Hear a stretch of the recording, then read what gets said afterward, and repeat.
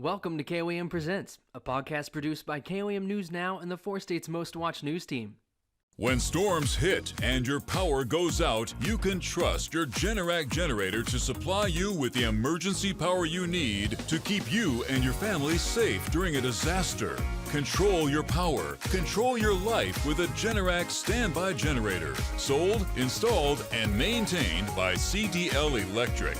Don't get stuck without power this storm season. Call CDL Electric today at 800-392-4942. Welcome back, guys. As you can tell, another setting and another guest. Mr. Dowquick is here with us. Glad to be here, Lance. Looking forward to it. So obviously, we had our first series with Doug.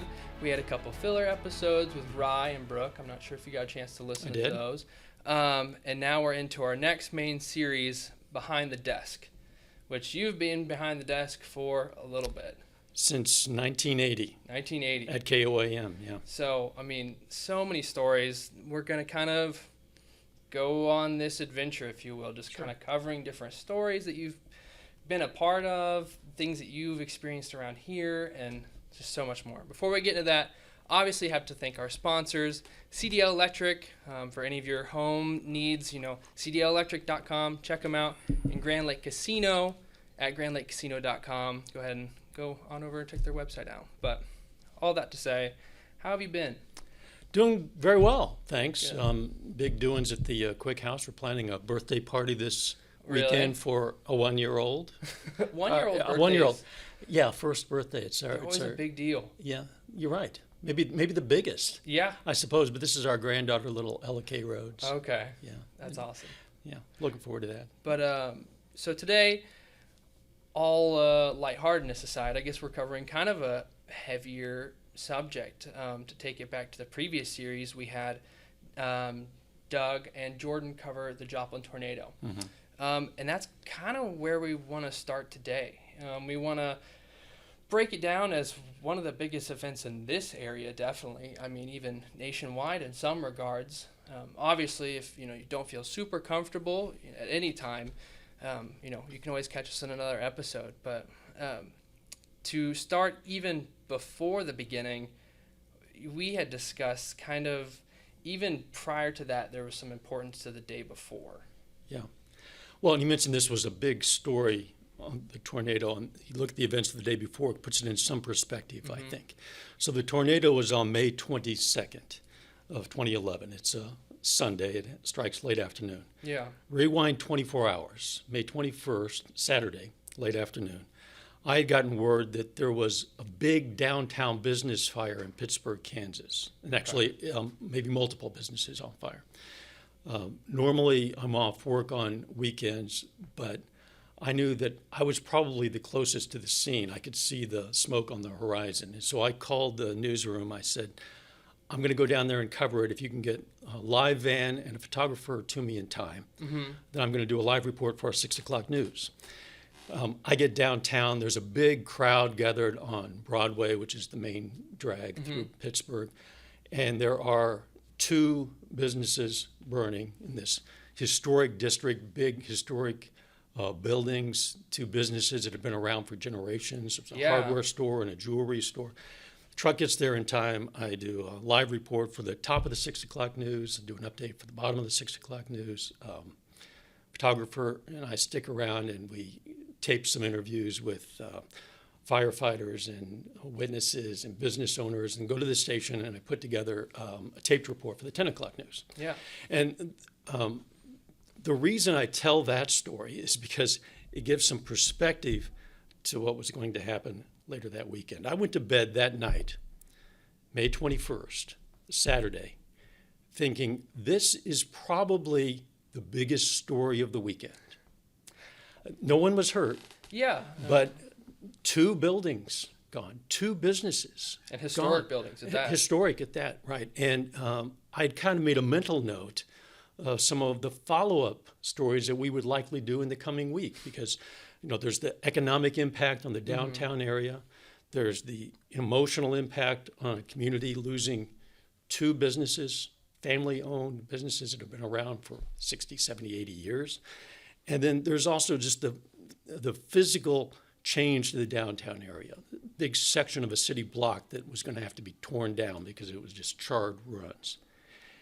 And the fact that I thought that on Saturday just shows how little I know and maybe how little any of us know about what tomorrow will bring. Mm-hmm.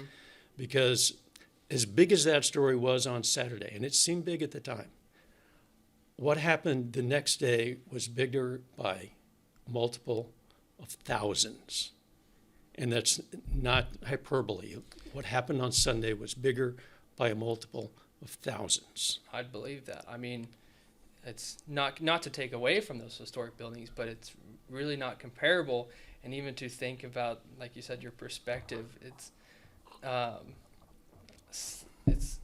kind of just puts this weird feeling to think how big that was. Yeah. I mean, the events of Saturday, and really most events prior to that, were completely eclipsed by what happened on the 22nd in most people's minds. Did that affect in, going into, that event, and we'll kind of cover your day from there, but how all the news, because there's still obviously other things happening, but that Right. still just took center stage. Yes. And, I qualify this a little bit because I tell young reporters and producers all the time that almost every day, and certainly at least many times a week, we cover a story that to someone is the biggest story we've ever told. Mm-hmm. And you have to keep that in mind. And it might be just a brief 30-second story about an accident or a crime or a fire, but to the person who is personally directly affected by that story, that is the biggest story we've ever told. Yeah. And the way we phrase that story and the compassion with which we tell that story is something that they're going to remember forever. But what happened in Joplin was big in this sense. It was certainly the number of lives lost, of course. The magnitude of the destruction and the way it transformed a community, not only so dramatically, but so suddenly, so suddenly. People who lost people to COVID would point out that, well, the Joplin area alone lost more people to COVID than to the tornado, and that's true. But what made the tornado unique is this all happened in the space of 20 minutes. Mm-hmm. Seems like a lifetime probably to some, Yeah. but really just the blink of an eye. Right. And in 20 minutes, 161 people would either die or suffer injuries that would ultimately lead to their death. On Saturday, we lost 2 businesses. On Sunday, it was, I believe, just over 8,000 buildings that were damaged or destroyed. Wow. 8,000. And not just businesses, hundreds of those, and not just mom and pop businesses. I mean, we're talking Walmart and Home Depot and a 9-story steel and concrete hospital and fire stations and schools and churches, but also thousands of homes, family homes, that were gone just like that. 20 minutes. And it's so insightful for me because, and I think I mentioned that with Doug and Jordan's, but I didn't grow up in this area, so I had seen it from afar. Right. I grew up in the Kansas City area. Obviously, I saw it on the news, but it hadn't impacted me necessarily other than, obviously my sympathies and things like that, because I hadn't lived it. So I feel like every time that, as hard as it can be is, I hear these stories of people and things like that, it just completely just warps my whole, it almost makes me feel bad how I was feeling when I was younger, because you just don't understand the weight of the importance to this whole area.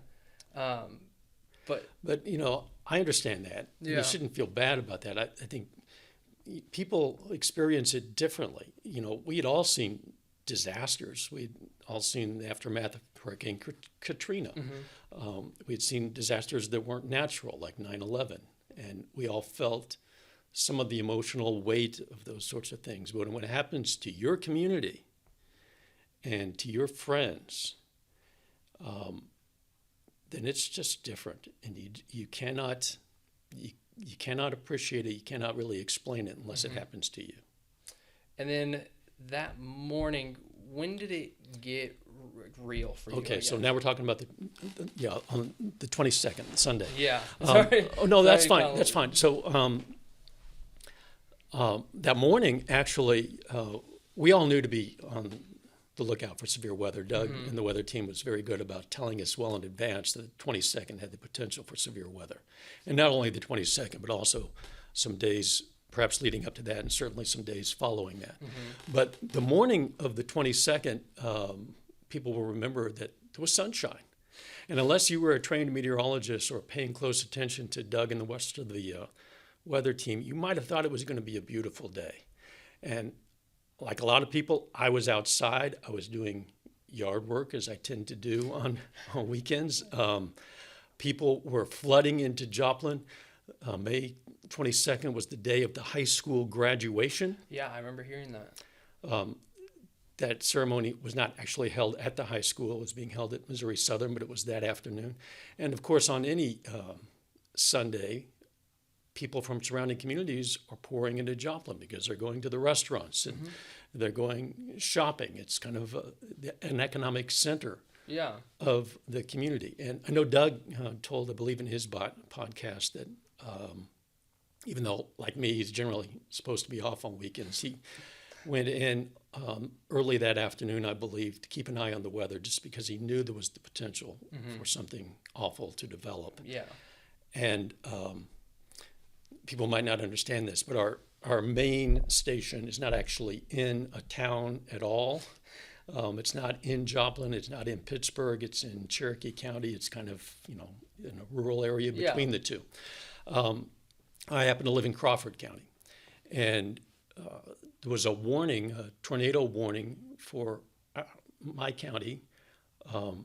We took shelter. We have a storm shelter in our home. Some of our friends came over to take shelter with us, as they do sometimes. And after the tornado warning passed for Crawford County, they went home. My wife Kay and I, we continued to watch Doug on TV just to see what else was going to develop, if anything. And we were watching the TV when Doug was showing a camera shot from our tower camera at 7th and Range Line in Joplin, at our office in Joplin. It's on the east side of Joplin, but it's looking to the west. And you could kind of see the skyline of Joplin and this kind of indistinct grayness, this gray mass. And then suddenly the camera momentarily goes to snow and then to black. And Doug continues talking. As you know, Doug stays very calm, or at least he's good at projecting calm in situations like that. And I think he has said that maybe the pitch of his voice changed a bit at that moment. I'm not sure that it did, but my wife Kay and I both were aware that this might be bad. I think Doug said something like, maybe there's been a power outage along Range Line. And I told my wife, I said, I'm going to go on into the station again, just in case they need some help, in case there's some widespread damage. And Kay, who is a nurse practitioner, said, let me know if there are any injuries, because I might be going to work too. And so I drove out to the TV station. And when I got to the station, Doug was still on the air. He was giving a tornado warning for Joplin and surrounding area. And I go into the newsroom where we didn't have people. We didn't have many people. And I wish I could remember exactly who and how many were there. I think it was one, maybe two people. In the newsroom? In the newsroom. Oh. At that time. Yeah. Sunday, typically we don't have a large staff. Not at that time, we wouldn't. And the police scanners were going off in the newsroom. And we were trying to get some handles on what was damaged, where, how much. We don't report scanner traffic without confirmation. Yeah. And also, we weren't going to interrupt Doug's coverage.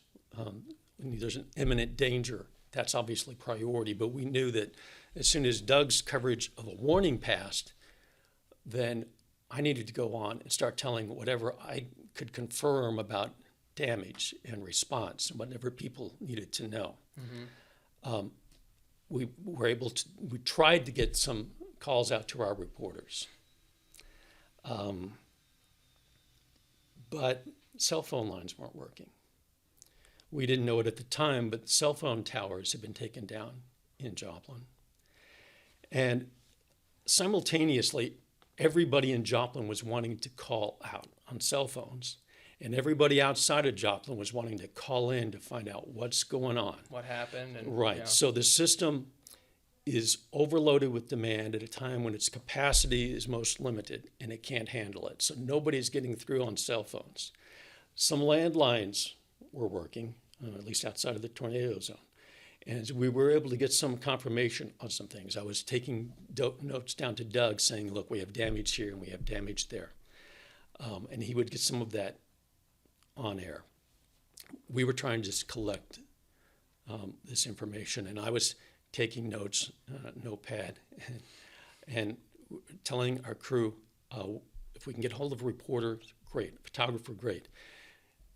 We learned that the path of the destruction had gone west to east through Joplin, roughly from 20th Street to 26th Street, maybe a bit south of that, wide path of destruction.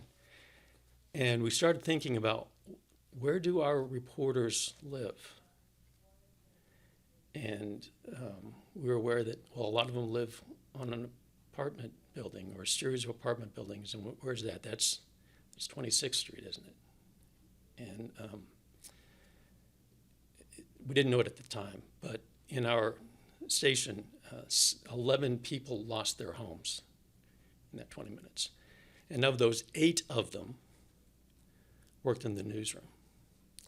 And of course, our first concern is, did they survive? Yeah, no kidding. Are they badly injured?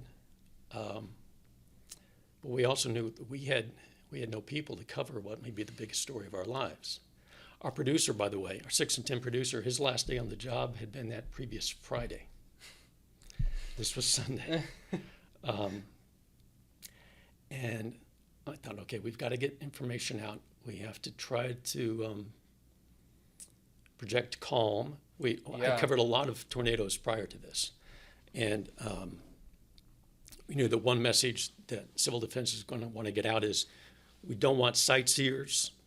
That is, if you don't have business in the tornado zone, don't go to the tornado zone. I can imagine. Everyone just gets so, Well, caught yeah, up. right. Well, it's for a lot of reasons. Number one is you're going to put yourself possibly in danger. We had learned that gas lines were broken, Oh, yeah. and of course power lines were down. So fires were breaking out, lots of them. Electricity was out for a big part of the community, so there were no traffic lights. And there's debris in the road, and I don't mean tree limbs. I mean there were houses, there were buildings in the road, and emergency workers had to get through. And sightseers were just going to create traffic jams. And so when I was able to go on air, we were stressing those points. And I say, we know you want to see what's going on in Joplin. And as soon as we get video, we're going to show you what's going on in Joplin. The best place to see this is right where you are. Stay with the TV. We're going to let you know what you need to know as soon as we know it.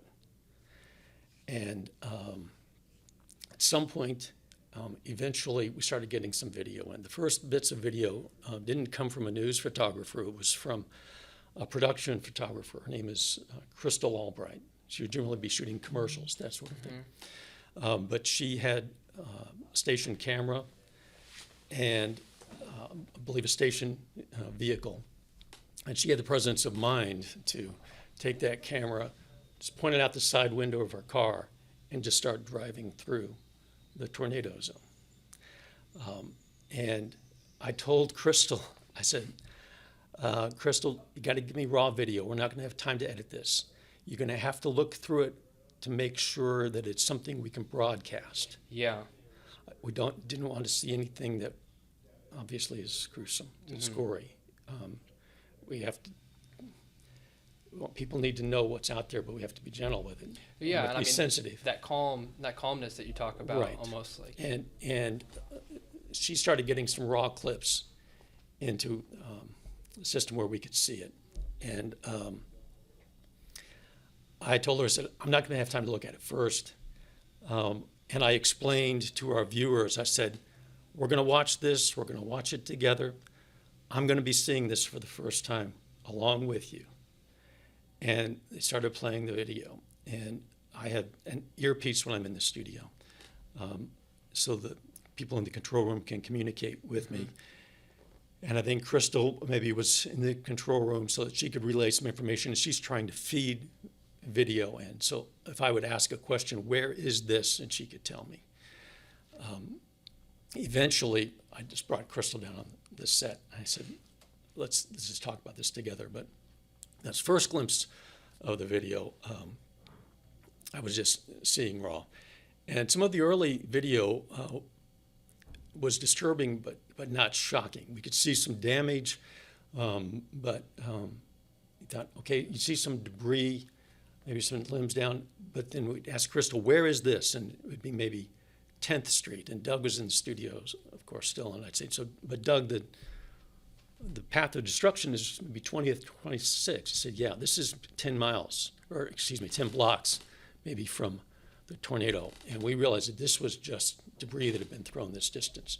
Wow. And as the video moves closer and closer, you start seeing more and more destruction, some damage to some buildings, but not total destruction. Yeah.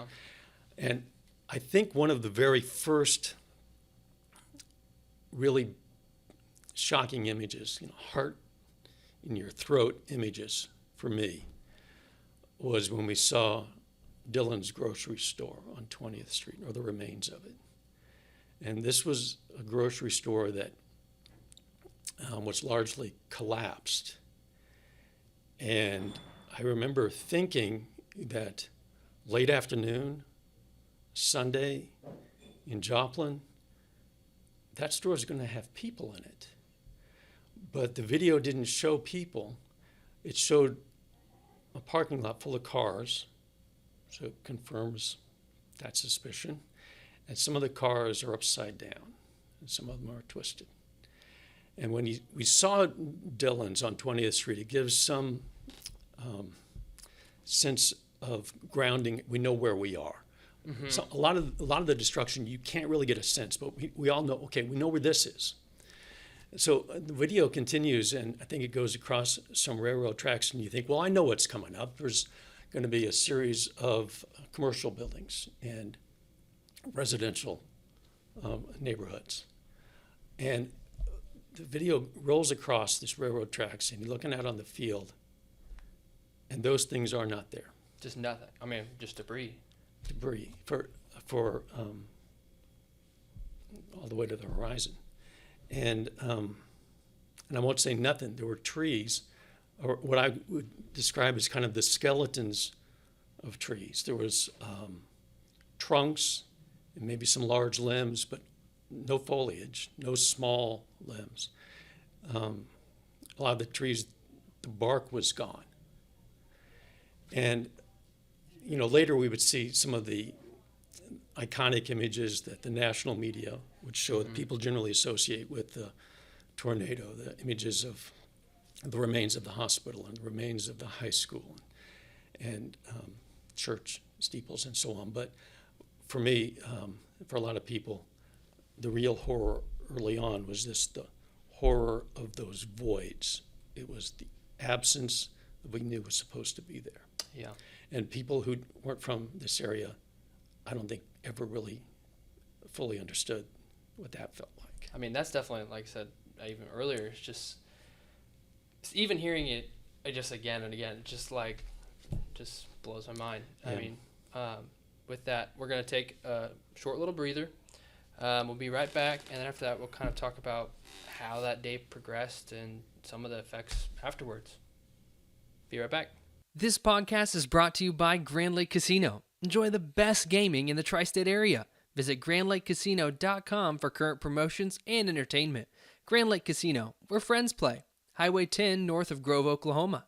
Welcome back, guys. We're going to pick up kind of where we left off. Obviously, if you're joining us halfway through, we're with Dow kind of discussing the Joplin tornado, and we're now up to the point where, the first footage is kind of coming in. Yeah. Yeah, that came in, I said, from Crystal Albright. Later that evening, we also got video from Aaron Thompson, who's a news photographer, and did the same thing with Aaron that I did with Crystal. Once we got video from him, I just brought him on the set. And because I needed someone to give me some sense of where are we and what are you seeing and what did you experience and what was the sense of the people and all of that. And these were eyewitnesses to the aftermath, at least, so that was something. We had people in the control room, at least, and in the newsroom, who was getting additional information. I don't remember if we got hold of Keith Stammer with emergency preparedness that night. I think we might have and got him on the phone. But we were getting reports, confirmed reports of fatalities. And first, it was multiple fatalities. We didn't know more than that. And how far in, I mean, at what point were we, So much of that evening is a blur. It's just a blur, I don't remember. I don't remember the when. I don't remember the precise numbers. I remember at some point it went to 5, confirmed. I do remember not wanting to have to say the numbers as they were coming in. No one likes to give bad news. And I remember that the high water mark sort of for us for tornado fatalities, deaths, had come previous to that in 2008, a tornado that went through Pitcher, Oklahoma, and then south of Joplin and claimed 23 lives. One of them was an emergency worker who was trying to warn people on the road to get out of the way, and there was a complete family of 4. This was in 2008. And I was aware that the number had been 23 previously, and in my mind, and I think in a lot of our minds, that's as bad as it can get. 23 people. And when we got word that night that the deaths had climbed into the dozens, confirmation that it was in the dozens, I didn't want to say it. Because dozens to me means at least 24. And that's the new high water mark. It gone past basically the worst. And we knew that it wasn't going to end that night. So yeah, that was difficult. Through that night, we were giving information as we were getting it on where emergency shelters were being established. Yeah. On the fact that the National Guard was being called in. And that was on that evening. Yeah, that the evening. National Guard. Oh yeah, they were activated by then Governor Jay Nixon that evening. I don't remember exactly what time they arrived, and it wasn't just that. It was emergency vehicles. It was fire crews. It was ambulances from Springfield and Tulsa and Kansas City. I mean, there were dozens, probably hundreds of responders from outside of the area who were all converging on Joplin because I know it was in dire straits. They needed whatever help they could get. And what is the balance? You hear about, obviously there's these first responders, and that's something I've heard from a lot of people is how quickly Joplin responded. Or even just the 4 states responded. Like, how do you flirt that line between, getting information to the people and, but letting the first responders and stuff, Yeah, well, again, we were emphasizing that unless you had a mission, unless you had a purpose to be there, you shouldn't. Yeah. And that was part of our goal that night, particularly to keep people informed to the point that they knew that the best, fastest information, the best scenes that are going to be if you just stay where you are. Stay where you are. Now, I told you that my wife, Kay, nurse practitioner, said, let me know if there are injuries. At some point early on in the evening, maybe as soon as I got to the station, I don't remember, I told her, yeah, there are injuries, and it might be bad. And she decided that she was going to go to Joplin. She went by her office first to grab medical supplies, OBGYN office, so not necessarily all the supplies you would need for an emergency situation, but she grabbed what she could. And she and I have talked about this since. I don't remember how or when I got word to her, or if she got the word someplace else, where to go. But she knew that St. John's was gone, the hospital. She knew that Freeman on the south end of town was overflowing. Patients were in the hallways and lining up outside the door. And she also knew that that was probably going to be inaccessible approaching from the north. Yeah. And she also knew that Memorial Hall in Joplin was being established as a sort of overflow hospital, an emergency triage center. Yeah. So that's where she goes. She goes to Memorial Hall. And when she gets there, patients are flooding in, wounded. And in addition to the deaths, there were hundreds and hundreds of injuries, and some of them severe. Amputations, impalement injuries, Yeah. brain injuries, internal injuries, lacerations. And pretty soon, the lower floor of Memorial Hall fills up with people. And at some point, they say, we need an overflow for this overflow. So Kay and two other medical professionals, two men, we don't know their names, we don't remember their names, but they went to Macaulay High School, a Catholic school nearby, to help establish another overflow.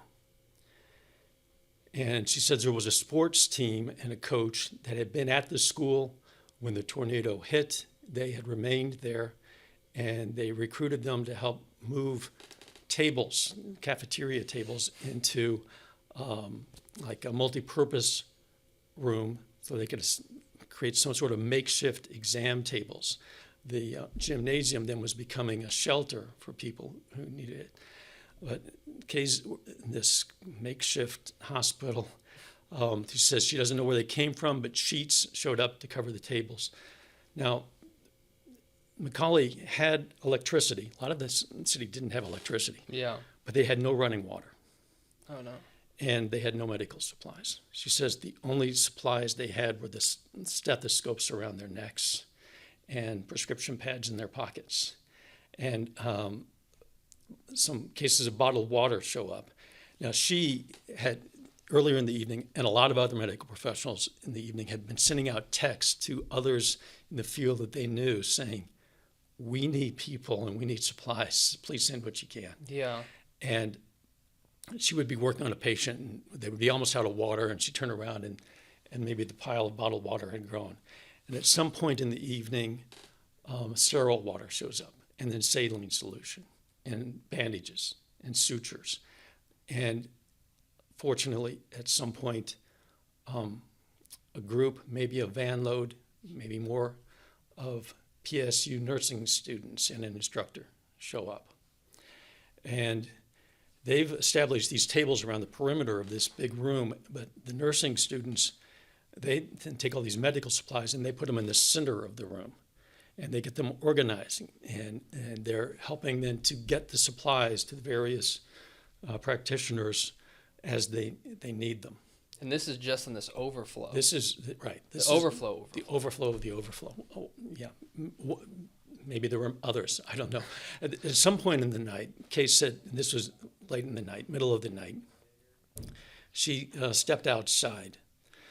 I think she was trying to get a message on her phone, and she needed to get reception. She stepped outside, and there were helicopters buzzing overhead. Mm-hmm. I think at this point, National Guard vehicles were rolling through town. She could hear people crying. There are sirens all around, ambulances, fire trucks, police vehicles. And she said that it felt like, it felt surreal. It felt like she was dropped into some scene from an apocalyptic movie. Mm-hmm.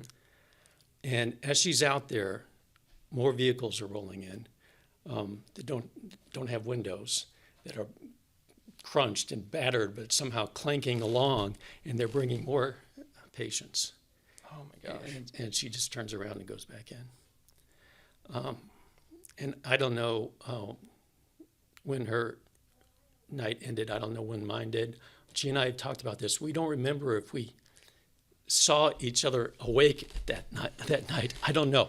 At some point, the morning crew people are coming in, and I have to get back. I have to get home. I have to get some sleep because Had you spoken to her up until? I mean, you said you kind of I texted. think we exchanged some texts, but again, we don't remember. It's just Isn't a blur. this strange? But I did know that our daughter, who at that time was a med student at KU, had gotten word of what was going on in Joplin, and she got in a car and she drove down from Kansas City to Joplin. That night, I don't think I knew where she was. Subsequently learned that she went to Missouri Southern State University, which was setting up a command post for the National Guard, and I can tell you, and she worked there for the next week. She was helping, as people were bringing in subsequent days, supplies, donations, trying and at a table trying to help organize. This needs to go there and this needs to go someplace else. And people were bringing in food and clothing, and families were bringing in toys. And she has very vivid memories of a farmer coming in and saying, "I have this piece of farm equipment that I think is going to help to dig," and a person coming in, a child coming in with his family saying, "I have the contents of my piggy bank," and one woman coming in with something under her coat says, "Well, I have something here that belongs to someone," and reached in and pulled out a bird, and Missouri Southern, among other things, had set up place for pets. I mean, there were hundreds of stray animals roaming the streets. I can't imagine. I mean, Yeah, and not just dogs and cats. There were exotic birds. yeah. But at any rate, at some point, I got to bed that night, and because I knew that I was going to have an early start the next morning. And the next morning, I decided to go to Missouri Southern, where they had one of a number of emergency shelters, because I wanted to talk to some people who had survived the storm in the night. I got there early. I called the TV station just like I had done the previous Saturday. I said, "Meet me there with a photographer. I'm going to do some stories." And we did what we call walk-in talks. It's just basically one-take reports where you just talk to the camera with a microphone, you walk through the area, you set the scene, you get some interviews. Yeah. I was careful not to show anybody on camera who hadn't given us prior permission. Yeah. Didn't want to invade their privacy in what was now their temporary home. And what I remember walking to this gymnasium that was full of cots and pallets, some people sleeping, others just huddled in these little family groups. And it was odd because it was quiet. It was quieter than you would think. There wasn't wailing. There wasn't crying. It was just this sense that a lot of people were experiencing shock. And stories like this, you can give stats, but those are just numbers. If people are going to connect with the story, they have to see faces. They have to see. You can hear that there are thousands of people who lost their homes last night, but it doesn't have the same impact as when you see a mother and a father and their child who have nothing but each other, and maybe the child's hugging a doll that she just received from a stranger. That makes an impact. Yeah. So I shot 2 or 3 of those, and I told the station, I said, "I'm coming in as soon as I can get there, but there's one thing I have to do first." And what I had to do was I had to drive through the tornado route. I felt like if I'm going to be reporting on this today and tomorrow and the next weeks and months, I had to have a first-hand account. I couldn't just have the second-hand accounts and video. I had to see it. Were the roads cleared at that point? Not all of them, but enough of them. Yeah. There was a regular flow of traffic. Yeah, I wasn't going to get in the way. But what I did is from Missouri Southern, I drove south to Duquesne, and I essentially drove the tornado path in reverse from where it ended to where it started. and because I wanted to just see. And I remember along that drive into the station, I saw a school bus that was sheared off at the windows. It was just the bottom half of a school bus. I knew nobody would have been in it, but I think what could have done that? There was a slab of concrete with a concrete bank vault in the middle of it, but the bank that had surrounded it the day before was gone. And you would see structures that some of them, they were indistinguishable. It's just, piles of brick or cinder block or wood, but in some cases you would see a church steeple or something that would give you a clue of what used to be there. Give you your bearings and stuff. Right. Yeah. And you think, this used to be a firehouse. Joplin High School, at that point, it was destroyed.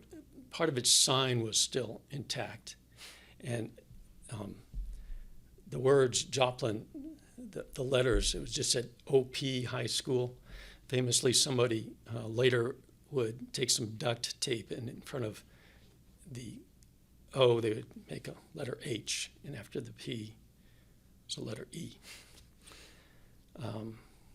But I drove through that and then into the station, and it gave me a personal perspective. Yeah, and it kind of goes back with what you talk about with the statistics. I mean, and that's something, you break down this is how actually powerful the storm was, but you really don't get the weight of it until you see, like you said, something like a school bus. I mean, Right. It's so heavy, and I mean, all this building material that is just I remember, Lance, being at on Range Line Road, east end of town, and looking across to the west.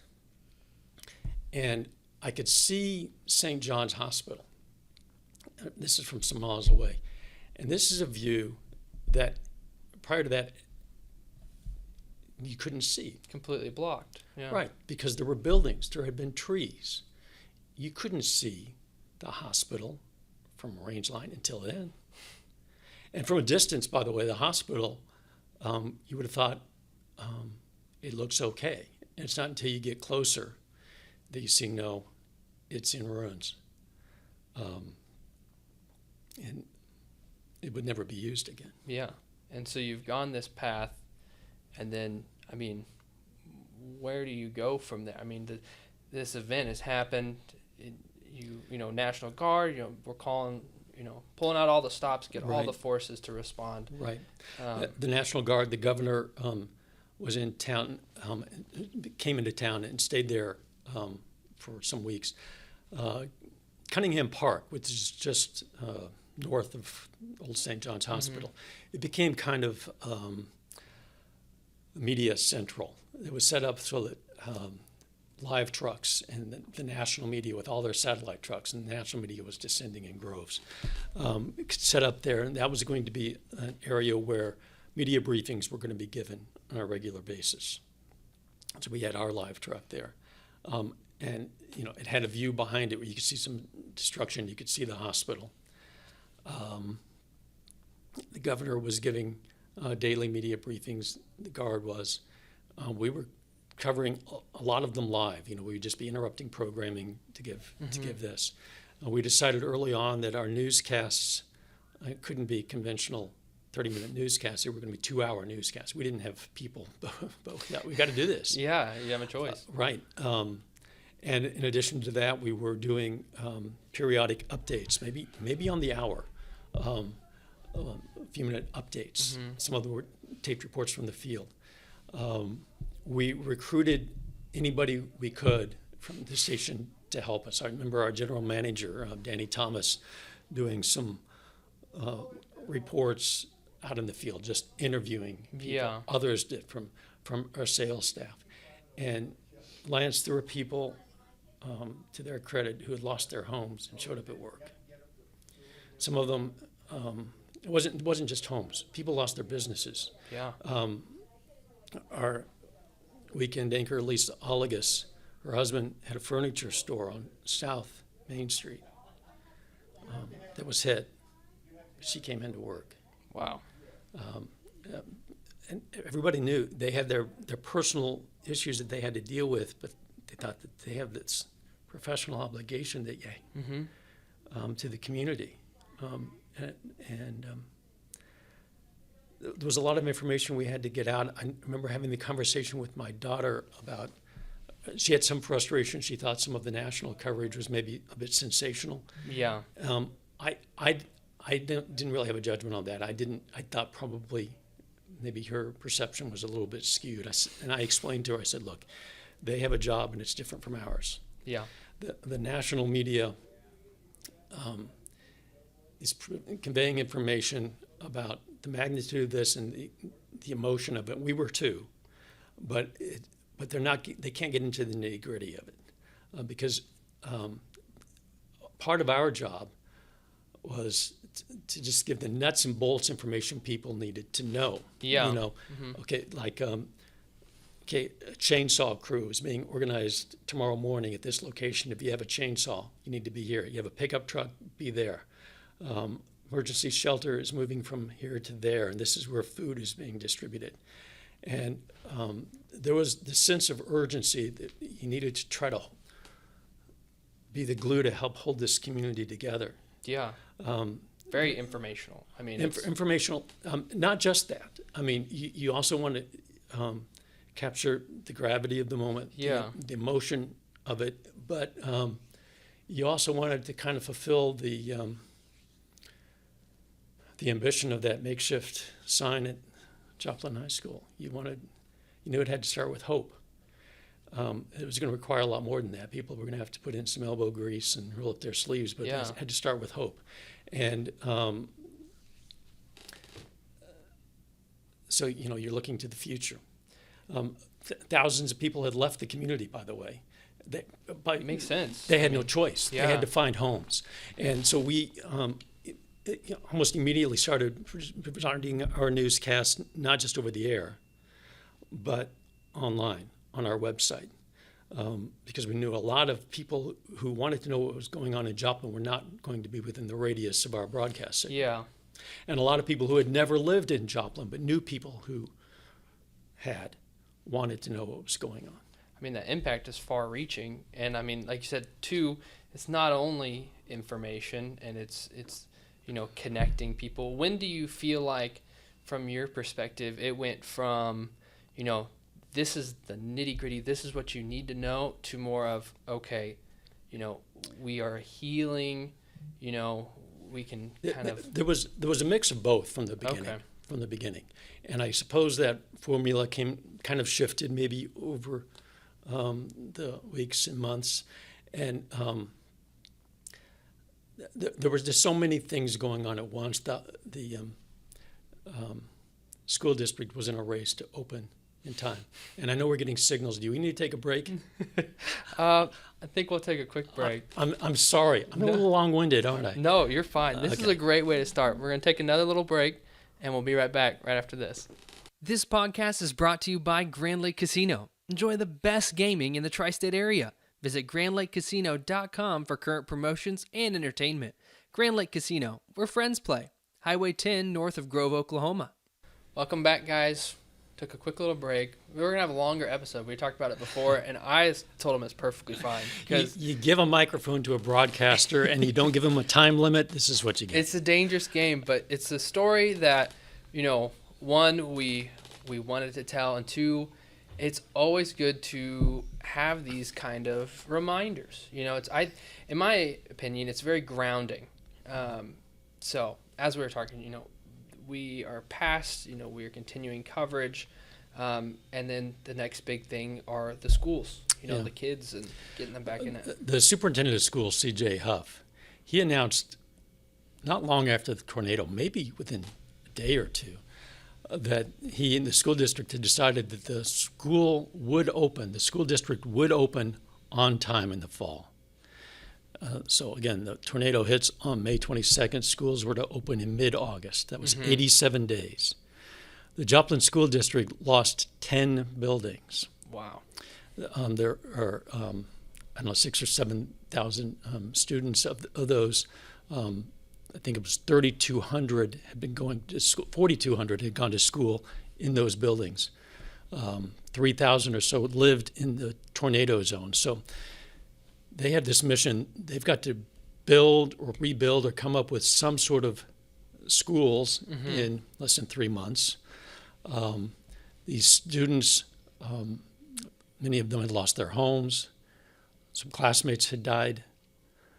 Many of their parents were unemployed because their businesses had been destroyed. Some of them were going to be living in FEMA shelters. A FEMA community was established south of the hospital. Bus routes were going to have to be changed. The community was going to have to somehow come up with school supplies, laptops. Engineers got to work, and some old schools, or at least one, was reopened, made into a school again. Some spaces that hadn't previously been schools became schools. Most famously, North Park Mall High School. It was a former department store that they brought in and did an amazing job. I was fortunate to get a tour of this before it opened, where they had movable walls and smart walls, and they were sensitive to the fact that they needed to have dedicated counseling areas and places to charge, and a cafeteria, and there was one that was run by the students. It was a remarkable high school for the 11th and 12th graders. Yeah. And that summer, at some point, the entertainers of Branson, Missouri, decided they wanted to contribute what they could do, and they decided, along with our station, that we were going to have a telethon. And it was basically to provide musical supplies. And as part of this, and this was shown on a number of cable networks, and as part of that, Dr. C.J. Huff and I, we went to the ruins of the high school. We shot this video. Darren Dishman shot this video and did an excellent job, where we climb over kind of the ruined, downed walls of the music department, and we go in there, and there's this waterlogged piano sitting out, and we dig through the rubble, and you see bits of instruments, and there's sheet music blowing in the wind, and we dig a little deeper, and we pull out some trophies that the music students had earned over the years. And we see the ruins of what had been the auditorium, the stage, now open to the sky. And they played that, and they raised, I don't know how much money, but quite a bit of money. Their idea was, when these students come back to school, there should be music again. It's one of those things that it seems, I mean, somebody might argue, like, oh, you think, oh, they maybe don't need instruments or whatever, but, so many other people see it as it's getting that normalcy back. I mean, Right. even something we've seen over the last few years. A sense of normalcy, a sense of routine. It wasn't just important for the school, by the way. It was important for everybody. I mean, things weren't going to be fully normal, obviously, for a long, long time. But you needed to establish some sort of routine and help these kids emotionally. Yeah. And by the way, the mission wasn't just to do the bare minimum to open a school. It was we want to provide a quality education. Yeah. And that includes things like the music, yes. It's going to be top-notch education. We need these young people. We need them to be well educated, and we need these communities to stay in Joplin and value Joplin. And that was the mission of the school district and the community. Yeah, and I mean, I feel like, obviously some people had no choice but to leave, but I mean, I know of other stories of people who were just like, we're not going anywhere. So many places said, we're gonna make it possible for you to stay, and we're gonna make it desirable for you to stay. Yeah. And the school district, for example, said no employee of this school district is going to lose a paycheck. And somebody had gone through into the administrator's office. They tried to get up the records, said, I mean, I'm talking about like day one. We're going to get those checks out on time. And the hospital, St. John's Hospital, and its hundreds of employees, no longer has a hospital. Say, no one's going to be laid off. No one. They built an emergency hospital, makeshift hospital, just east of where the hospital had stood. Kind of a modular thing. That's property that later would be donated to what would become Joplin Medical School. Some of the employees were transferred to Carthage or to other facilities, but they say we're going to keep the paychecks going, and people wanted to work, and there was work to be done. Oh, plenty of work. Home Depot, you need building supplies. Home Depot is destroyed. Home Depot creates kind of a emergency, temporary version of itself. Yeah. And a lot of places were doing that. Businesses started working with their competitors, say, look, I'll share my kitchen for your restaurant. Churches, there were 20-some churches that were gone. Churches said, well, you know what? Of course, a church is more than a building. But say your congregation can use our building. We're using it twice or 3 times on Sunday. Well, who's to say we can't have 10 services on here on Sunday? We'll just rotate. They were having services in the parking lots. And with so many stories, I mean, where do you even, how do you encompass such a big event? You just piece by piece. I mean, how do you even go about? That's it. It's piece by piece. You don't think about moving on. You just think about moving forward. So it's just you take a little step, and then tomorrow you're going to take another one. You do have your eyes on the horizon. You know what the goal is, but you can't get there unless you go through this. And you just try to inspire people. You tell lots of inspiring stories. Yeah. You tell stories of victory. You never lose sight of the sacrifices, the people we've lost. But you just keep an eye on where you want to be. And this is something I think I talked with Doug about, and I was curious kind of on your take is, have you seen footage? Like, have you gone back and looked at footage from that, or For a long time, I couldn't. I couldn't. For years. If the Weather Channel would show a documentary on the Joplin tornado, I had to turn it off. Mm-hmm. It just hurt too much. That's become easier with time, but no. And I understand why people couldn't maybe watch newscasts at that time. No doubt. Or couldn't often, and because I felt that way sometimes. All of us did. Yeah. Because it was relentless. You were immersed in it and submerged in it, and sometimes you felt like you were drowning under it, and you couldn't come up for air. Mm-hmm. But you couldn't escape from it. Some people have the option; they can just not watch the news. If you're in the news business, you don't have that option. And does it feel like an obligation? Like, I mean, because if you're drowning, yes. I mean, look. What we do isn't as heroic as what emergency workers do, firefighters and doctors and police officers, but it's the same sort of thing. The job is hard, but sometimes when it's hardest, that's when it's most important. Mm-hmm. And so we had to keep going. There were times where it was difficult for me on air to not let my voice crack. Jordan Abbey, I know he told his story. Yes. He was injured. And we learned that early on. Somehow he was, as many people in our station lost their homes, he was the only one with serious injuries. But he had multiple injuries. And our sports director at that time, Steve Slifka, who had stayed with Jordan in the aftermath and got him to a hospital, later did a story where he goes into the hospital room and just sits by the bedside and chats with Jordan. And I had watched the story before it went on air, but when it was going on air, I told the people in the studio, I said, I'm going to take out my earpiece and I want the audio turned off in the studio because I don't want to hear it because I wasn't sure that I would be able to hear this story and then go on and keep the composure that was necessary for me to tell the next story. Yeah.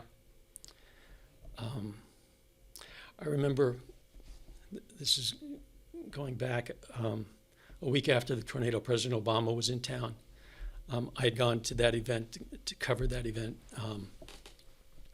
Then went out to the TV station to put together a report on it. We had covered it live. And then I was also doing a taped report for that evening, that Sunday night. And we were coming up on exactly 1 week since the tornado, 5:41 p.m. Sunday.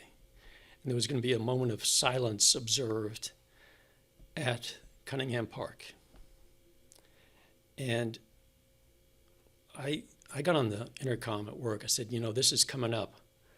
I think we all need to observe this moment of silence. And I was in the control room. We were showing this event live. And there were several of us standing around. And there was silence at the park. And there was silence in the control room. And we just stood there and waited. That ended. We all went back to our jobs.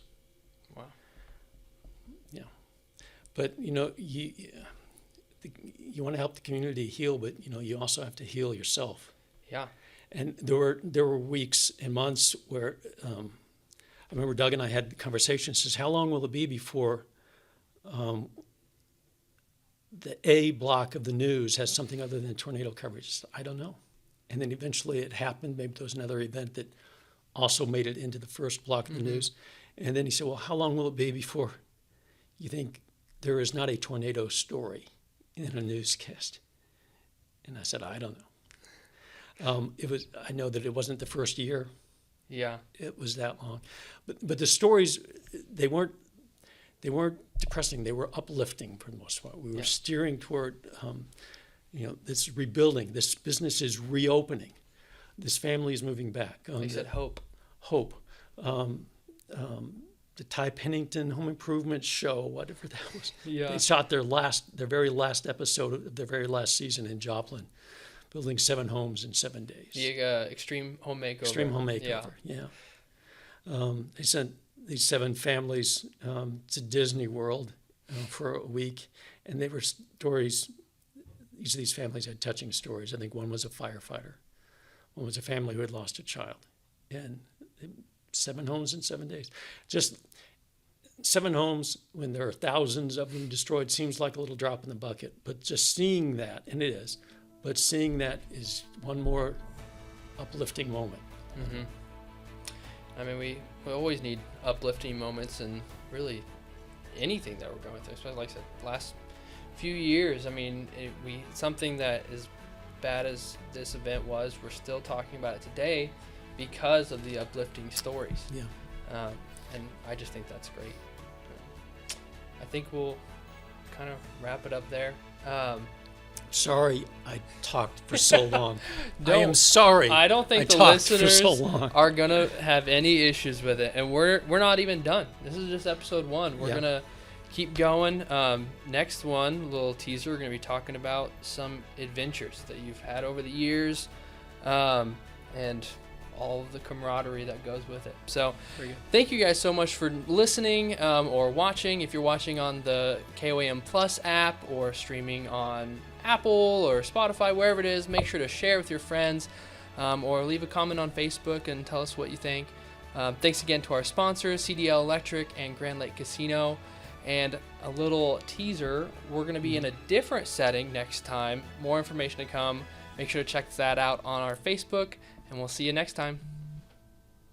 When storms hit and your power goes out, you can trust your Generac generator to supply you with the emergency power you need to keep you and your family safe during a disaster.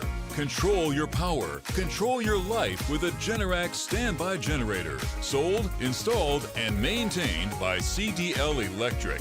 Don't get stuck without power this storm season. Call CDL Electric today at 800-392-4942. Thank you for listening to KOAM Presents. For the latest content and local news, weather, and sports, please go to koamnewsnow.com.